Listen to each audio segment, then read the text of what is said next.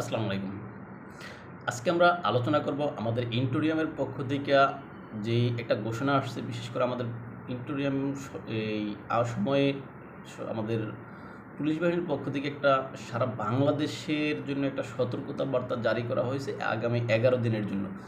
এখন এই ১১ দিনের ভিতরে কি এমন ঘটতে পারে এই বিষয় নিয়ে আমরা আলোচনা করব। আপনারা জানেন, আওয়ামী লীগ সরকার পতনের পর অন্তর্বর্তীকালীন সরকারে যারা আছেন তারা বিভিন্ন সময় বিভিন্ন অজুহাত দেখিয়ে বিভিন্ন কিছু দাঁড় করায়।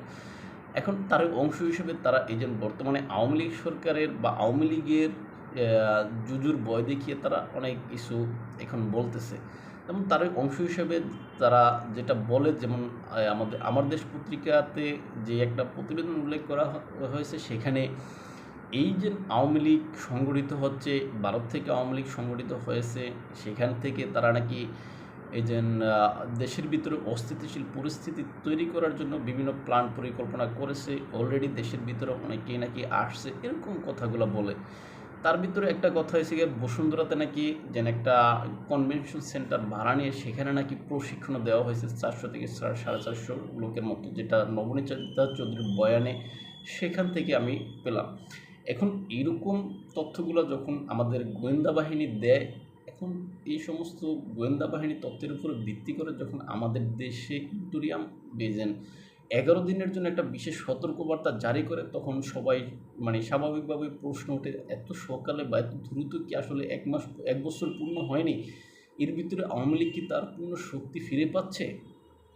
যদি সেটা না হয় তাহলে তার ভয়ে কেন এত বিশেষ সতর্কতা আমাদের নিতে হচ্ছে বা রাষ্ট্রের এত বিশেষ সতর্কতা নেওয়ার প্রয়োজন পড়ে?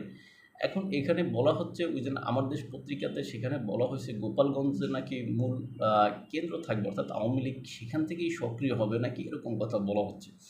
এখন এটা আদতে কতটা সঠিক সেটা আমরা জানি না, কেননা আমরা জানি যে ৫ই আগস্টে আওয়ামী লীগ সরকার পতনের দিনে বা এই আগস্ট মাসে এই যে যারা এনসিপি বা এই যে ছাত্রদের যে দলটা আছে, তারা আগস্ট মাসে বিভিন্ন প্ল্যান পরিকল্পনা করতেছে। এখন এই প্ল্যান পরিকল্পনার একটা অংশ হিসেবে তারা সম্ভবত ৩ আগস্টে জাতীয় শহীদ মিনারে তারা সবাই মিলে সেখানে তারা একত্রিত হবে, সেখান থেকে তারা হয়তো বিভিন্ন ঘোষণা দিবে। ওই ঘোষণার ভিতরে হয়তো তাদের যেই এই যেন বাংলাদেশের সংবিধানকে ছুঁড়ে ফেলে দেওয়ার একটা ঘোষণা, যেটা তারা জুলাই ঘোষণাপত্র হিসাবে দেবে, এরকম একটা ঘোষণাপত্র তার দেওয়ার সম্ভাবনা আছে। এখন সব মিলে সেই অনুষ্ঠানগুলো নির্বিঘ্নে করার জন্য হয়তো বা এই যে ১১ দিনের যে একটা বিশেষ সতর্কতা আমাদের পুলিশ প্রশাসনের পক্ষ থেকে হইতে পারে সেই জন্য।